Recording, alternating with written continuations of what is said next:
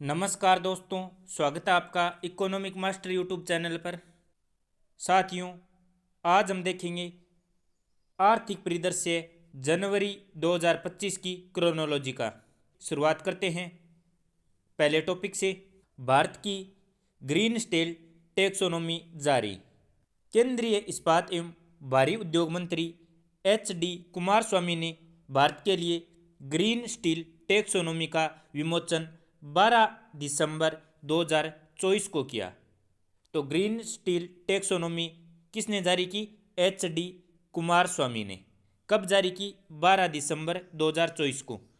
Bharat green steel taxonomy जारी करने वाला दुनिया का पहला देश बन गया है। वैश्विक स्तर पर ग्रीन स्टील की कोई आमतौर पर स्वीकृत परिभाषा नहीं है। इसका लाभ क्या होता है? ग्रीन स्टील से नवाचार को बढ़ावा मिलता है तथा भारत में कम कार्बन उत्पाद के लिए बाजार बनाने में मदद होगी। ग्रीन स्टील टैक्सोनॉमी की प्रमुख विशेषताएं क्या हैं? ग्रीन स्टील को स्टील की प्रतिशत ग्रीननेस के संदर्भ में परिभाषित किया जाएगा, जो कि स्टील प्लांट से उत्पादित होने वाले CO2 समतुल्य उत्सर्जन तीव्रता प्रति टन तैयार स्टील यानी TFS 2.2 टन CO2 इकाई से कम होती है।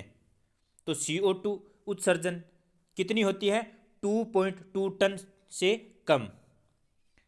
हरितता के आधार पर हरित इस्पात का मूल्यांकन 3 ग्रेड में किया जाएगा: 5 स्टार, 4 स्टार और 3 स्टार।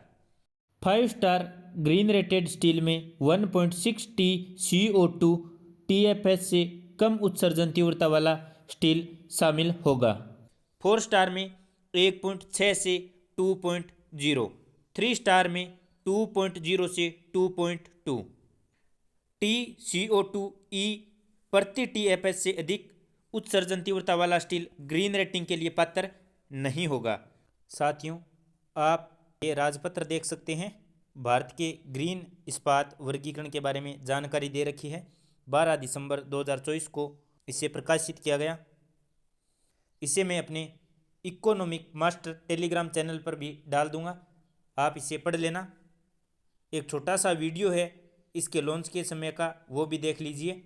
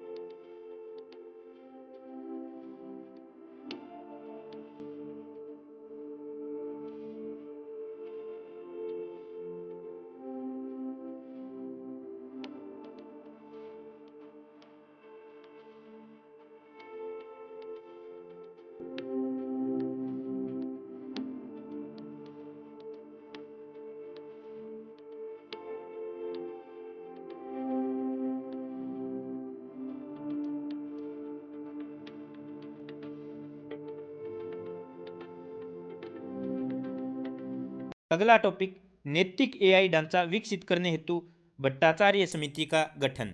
पूरा नाम क्या है इनका? पुष्पक भट्टाचार्य। इनकी अध्यक्षता में नैतिक AI ढांचा विकसित करने हेतु समिति का गठन किया गया है। किसने किया है? RBI ने। RBI ने वित्तीय क्षेत्र में कृत्रिम बुद्धिमत्ता AI के जिम्मेदार और नैतिक सक्षमकरण के लिए एक ढांचा विकसित करने हेतु एक 8 सदस्यीय विशेषज्ञ समिति का गठन 26 दिसंबर 2024 को किया। IIT बॉम्बे के प्रोफेसर पुष्पक भट्टाचार्य की अध्यक्षता में इस समिति का गठन किया गया। यह समिति वैश्विक स्तर पर और भारत में वित्तीय क्षेत्र में AI को अपनाने के वर्तमान स्तर का आकलन करेगी। इसका मुख्य उद्देश्य क्या है? AI से जुड़े संभावित जोखिमों की पहचान करना, एक मूल्यांकन करना, समन और निगरानी ढांचा सुझाना, जिम्मेदार AI को अपनाने के लिए एक शासन ढांचा विकसित करने का सुझाव देना इसका उद्देश्य होगा। अगला टॉपिक, चीन में मिला दुनिया का सबसे बड़ा सोना भंडार। तो सबसे बड़े सोने का भंडार किस देश में मिला है? हुनान प्रांत, चीन में। भूवैज्ञानिकों ने यहाँ पर 2 किलोमीटर की गहराई पर 40 सोने की शिराओं की पहचान की है। 1 मीट्रिक टन ऐसक में 138 ग्राम लगभग 5 औंस सोना होने की संभावना है। हुनान की पिंगजियांग काउंटी के पास खोजे गए इस उच्च गुणवत्ता वाले 1000 मीट्रिक टन सोने का मूल्य 83 बिलियन डॉलर से भी अधिक है। चीन में पाया गया यह स्वर्ण भंडार दक्षिणी अफ्रीका के साउथ डीप खदान से भी बड़ा है, जो लगभग 900 मीट्रिक टन सोने का भंडार है। साथियों, दक्षिण अफ्रीका के साउथ डीप खदान में सोने का भंडार कितना है? 900 मीट्रिक टन, जबकि हुनान प्रांत चीन का भंडार कितना है? 1000 मीट्रिक टन। चीन विश्व का सबसे बड़ा स्वर्ण उत्पादक देश है। वर्ष 2023 में वैश्विक उत्पादन में लगभग 10% हिस्सा चाइना का था। वर्ल्ड गोल्ड काउंसिल की रिपोर्ट के अनुसार चीन के पास 2264 टन गोल्ड रिजर्व है। वर्तमान में विश्व की ज्ञात सबसे स्वर्ण भंडार वाली माइंस यानी माइनिंग टेक्नोलॉजी के अनुसार South Deep C gold mine दक्षिण Africa, Grasberg gold mine Indonesia, Olympiada gold mine रूस, Lihir gold mine Papua New Guinea, Norte Abierto gold mine Chile में स्थित है। यानी विश्व की ज्ञात सबसे बड़ी स्वर्ण भंडार वाली खान कौन सी है? साउथ डीप गोल्ड माइंस दक्षिणी अफ्रीका। अगला टॉपिक, आईआईटी मद्रास ने किया हाइपरलूप टेस्ट ट्रैक का निर्माण। तो आईआईटी मद्रास ने 410 मीटर लंबा हाइपरलूप टेस्ट ट्रैक का निर्माण पूरा कर लिया है।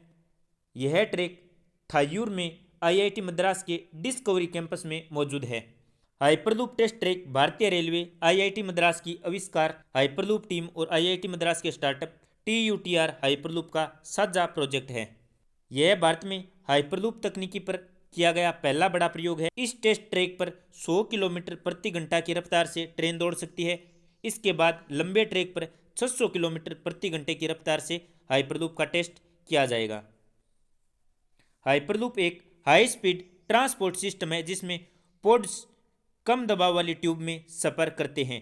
पोड्स क्या होते हैं? एक प्रकार के दबाव वाले वाहन।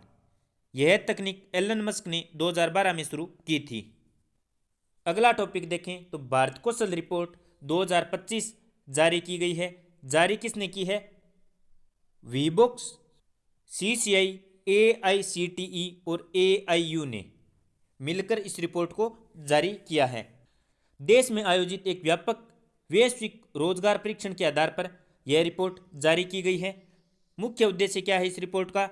रोजगार योग्य युवाओं की क्षमता और अंतर्राष्ट्रीय स्तर पर उनकी योग्यता का मूल्यांकन करना। रिपोर्ट के मुख्य बिंदु क्या हैं? वर्ष 2025 में लगभग 55% भारतीय स्नातकों के वैश्विक स्तर पर रोजगार योग्य होने की उम्मीद है, जो 2024 में 51.2% से अधिक है। तो 2024 में कितनी थी? 51.2%। 2025 में कितनी होगी? 55%।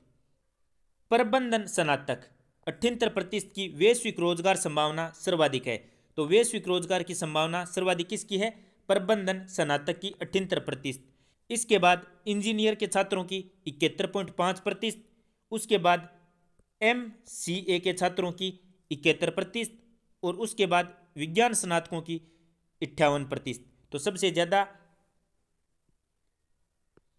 1 नंबर पर प्रबंधन स्नातक, 2 नंबर पर इंजीनियरिंग के छात्र, 3 नंबर पर MCA के और 4 नंबर पर विज्ञान स्नातकों की सबसे ज़्यादा रोजगार की संभावना है। महाराष्ट्र 84% रोजगार योग्यता के साथ पहले स्थान पर है। उसके बाद दिल्ली 78% योग्यता के साथ दूसरे स्थान पर है। तो रोजगार योग्यता में पहला स्थान महाराष्ट्र का, उसके बाद दिल्ली, कर्नाटक, आंध्र प्रदेश, केरल और उत्तर प्रदेश का है। पुणे, बेंगलुरु और मुंबई जैसे शहर कुशल कार्यबल उपलब्ध कराने में अग्रणी स्थान पर हैं। पुरुषों के लिए रोजगार दर वर्ष 2024 में 51.8% थी, जो बढ़कर 2025 में 53.5% होने की उम्मीद है। महिलाओं की रोजगार दर 2024 में 50.9% थी, जो 2025 में घटकर 47.5% होने का अनुमान है। साथियों, अब आप कुछ वन लाइनर प्रश्नों के जवाब दीजिएगा। पहला प्रश्न, राष्ट्रीय कृषि बाजार इनाम योजना के तहत 31 अक्टूबर 2024 तक 23 राज्यों और 4 यूटी की 1389 मंडियों को ई नाम प्लेटफॉर्म से जोड़ा गया। इसमें सर्वाधिक मंडियां किस राज्य में हैं? सही उत्तर होगा दोस्तों तमिलनाडु में 157 मंडियां इनाम प्लेटफॉर्म से जोड़ी गई। अगला प्रश्न, खान मंत्रालय द्वारा देश के अपतटीय क्षेत्रों में खनिज ब्लॉकों की पहली ई नीलामी प्रक्रिया का अनावरण करने हेतु ऐतिहासिक रोड शो का आयोजन 21 दिसंबर 2024 को कहां पर किया गया? तो सही उत्तर होगा दोस्तों पोरबंदर, गुजरात। अगला प्रश्न, केंद्र सरकार ने वित्त वर्ष 2024-25 में 15 दिसंबर 2024 तक विभिन्न अल्पांश हिस्सेदारी बिक्री विनिवेश लेन देन के माध्यम से कितने राजस्व अर्जित किए? तो सही उत्तर होगा 8625 करोड़ रुपए। अगला प्रश्न, उबर ने भारत और एशिया के बीच पहली अनूठी जल परिवहन सेवा उबर शिकारा 2 दिसंबर 2024 को आधिकारिक तौर पर किस झील में शुरू की? सही उत्तर होगा दोस्तों डल झील, श्रीनगर। अगला प्रश्न, जुलाई सितंबर 2025 की तिमाही में कौन सा देश 11.77 बिलियन डॉलर के निवेश के साथ भारत में विदेशी प्रत्यक्ष निवेश यानी एफडीआई का सबसे बड़ा स्रोत बनकर उभरा है? तो सही उत्तर होगा दोस्तों सिंगापुर। अगला प्रश्न, भारतीय रिजर्व बैंक ने किसानों के लिए वित्तीय पहुंच को बढ़ाने हेतु बिना गारंटी वाले कृषि ऋण की सीमा 1.6 लाख रुपए से बढ़ाकर कितना किए जाने की घोषणा 6 दिसंबर 2024 को की है? तो सही उत्तर होगा दोस्तों 2 लाख रुपए। अगला प्रश्न, देश की जलवायु प्रतिबद्धताओं के अनुरूप हरित और संपोषित बुनियादी ढांचा परियोजना का सहयोग करने के लिए भारत सरकार और एडीबी यानी एशियन डेवलपमेंट बैंक ने कितनी राशि के ऋण पर 20 दिसंबर 2004 को हस्ताक्षर किए हैं? तो सही उत्तर होगा 500 मिलियन डॉलर। अगला प्रश्न, भारत की वर्तमान परमाणु ऊर्जा उत्पादन क्षमता 8180 मेगावाट है। किस वर्ष तक यह 3 गुनी होकर 22,480 मेगावाट होने का अनुमान है? तो सही उत्तर होगा वर्ष 2031-32 तक। अगला प्रश्न, एशियाई विकास बैंक एडीबी ने चालू वित्त वर्ष के लिए भारत की आर्थिक वृद्धि दर अनुमान 7% से घटाकर कितना कर दिया है? तो सही उत्तर होगा 6.5%। साथियों, जनवरी 2025 की क्रोनोलॉजी में आर्थिक परिदृश्य में इतना ही था। आपको वीडियो कैसा लगा नीचे कमेंट में अवश्य बताएं। यदि आपने चैनल अभी तक सब्सक्राइब नहीं किया है तो सब्सक्राइब कीजिए। अपने साथियों के साथ वीडियो ज़्यादा से ज़्यादा शेयर कीजिए। धन्यवाद। जय हिंद, जय भारत।